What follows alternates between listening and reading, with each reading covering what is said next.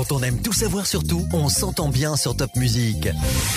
Alors bonjour à tous, aujourd'hui nous sommes réunis pour parler de France 2030, ce grand plan d'investissement qui a été initié par le gouvernement français et qui, repris par la préfecture, et notamment la préfecture du Bas-Rhin, a nommé 136 projets qui font avancer la France, qui rapprochent le futur. Et vous êtes tous les trois des lauréats de France 2030. Alors, je commence par vous, Caroline Dreyer. Vous êtes directrice générale de BioVallée et vous nous parlez du projet Care Alsace. Qu'est-ce que c'est Care Alsace ? Alors, Care Alsace, c'est un tiers-lieu d'expérimentation avec des lieux physiques, mais aussi du virtuel, qui a pour vocation d'accompagner des porteurs de projets, des créateurs d'entreprises, sur des innovations en numérique en santé, pour la prévention, le diagnostic, le suivi des patients. Et la richesse de Care Alsace, c'est le réseau des partenaires qui apportent leur expertise pour cet accompagnement, mais c'est surtout aussi l'intégration, l'implication des patients, des professionnels de santé. Et on va être dans une logique de co-construction et donc de tests en conditions réelles d'usage pour améliorer en fait le développement de ces innovations. Donc ça veut dire qu'en fait le patient, il va tester tout de suite la recherche en fait c'est ça, en santé ? Il va être impliqué à un stade assez amont, avant la commercialisation en fait du produit, pour justement encore pouvoir faire des boucles d'itération et s'assurer qu'entre son besoin à lui et la solution telle qu'elle est développée, il y a correspondance et quelque part c'est le succès de la commercialisation future aussi. Merci beaucoup. Alors, Guillaume Tanier, vous êtes cofondateur et CEO de Lenspace. Alors, Lenspace, vous allez nous expliquer parce que je ne vais pas me risquer à ça. Vous travaillez sur les satellites. Oui, tout à fait. Alors, Lenspace, on est une société, un éditeur de logiciels et de cloud. On est dans l'industrie spatiale. On fournit en fait des solutions de pilotage satellite. Donc, il faut comprendre que le spatial est en pleine mutation. C'est déjà une industrie qui a beaucoup changé dans les 10 dernières années, qui a un rôle essentiel aujourd'hui.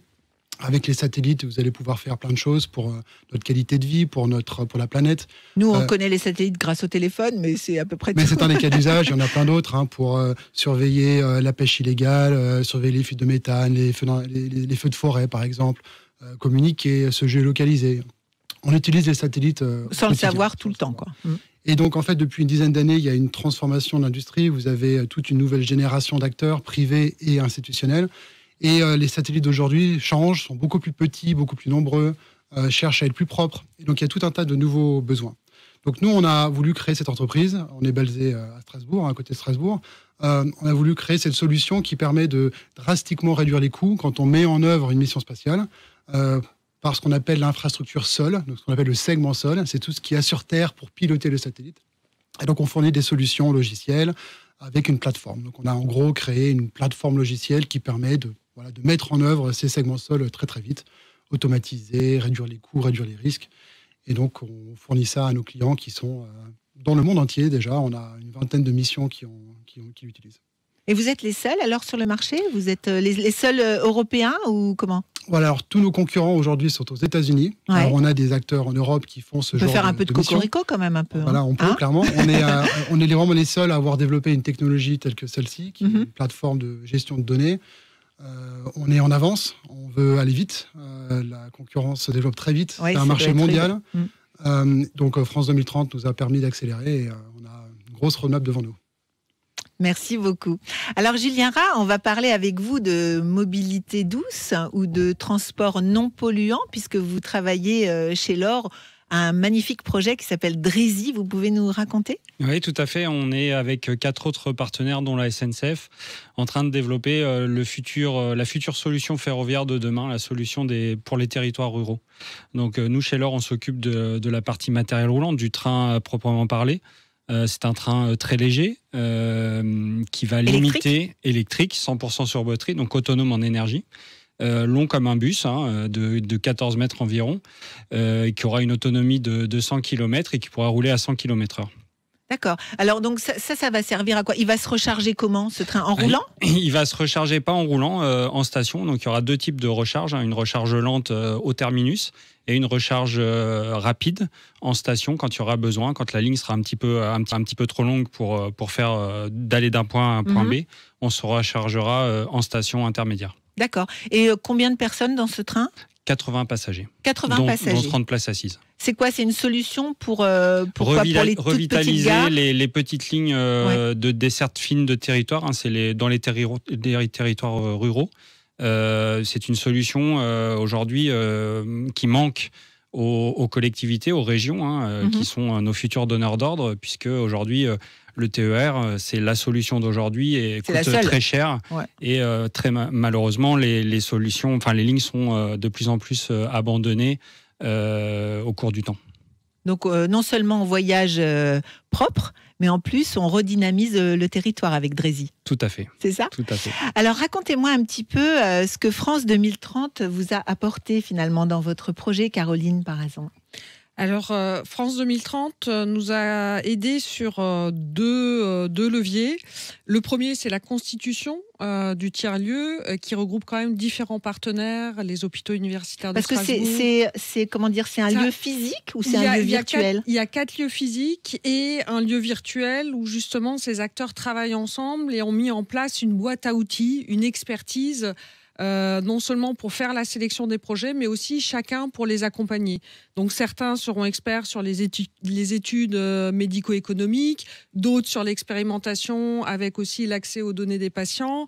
Donc chacun va contribuer. Et donc déjà de réussir à mettre en place cette structuration, c'était le premier effet positif de France 2030, c'est la création du tiers-lieu, mais après c'est surtout l'accompagnement d'entreprises qui nous ont soumis des projets. Et donc aujourd'hui c'est 5 entreprises que nous accompagnons dans la réalisation justement de leur expérimentation, et donc il y a plusieurs phases sur ces programmes. Elles bénéficient de financement pour le faire, et donc voilà, de la même manière que mes voisins, c'est une accélération pour le développement d'innovation de demain.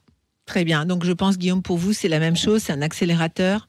Il faut aller vite, il faut être concurrentiel, il faut être souple, agile. Ouais, je pense que nous, il y a un autre aspect aussi, c'est l'ouverture à des nouveaux marchés.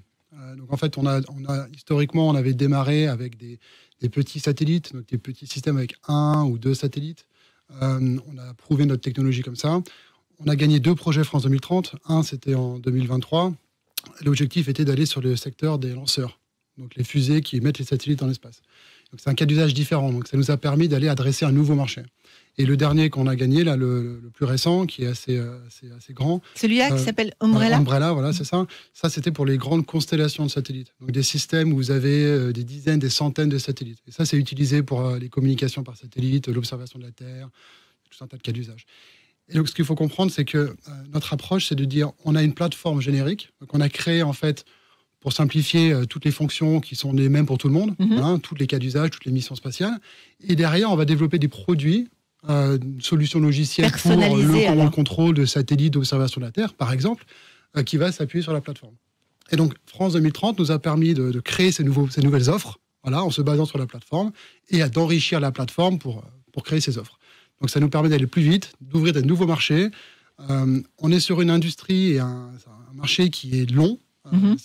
Des cycles de vente sont très longs, c'est des ventes compliquées. Donc, il faut du capital pour créer la technologie, créer la R&D pour avoir des produits commercialisables. Et donc, France 2030 nous a permis de faire ça. Magnifique. Julien, France 2030 pour Drézy. C'est une partie du financement absolument essentielle pour mener à bien ce type de projet. Bien évidemment, sur un projet ferroviaire comme ça, il faut un budget relativement conséquent. Et donc, France 2030 nous accompagne en premier lieu financièrement, le reste étant sur fonds propres. C'est nos actionnaires qui nous octroient ce budget pour développer ce nouveau train. Donc c'est un élément essentiel pour accélérer le développement. Tout comme Guillaume, nous on souhaite être les premiers sur le marché, et donc le train doit être opérationnel dès 2028. Moi je l'attends déjà, parce que j'habite en campagne. Je peux vous dire que j'ai hâte que Drézy arrive. Je vous remercie beaucoup tous les trois, et puis pour plus d'infos, je vous invite à aller sur bas-rhin.gouv.fr. Merci beaucoup. Merci. Quand on aime tout savoir sur tout, on s'entend bien sur Top Music.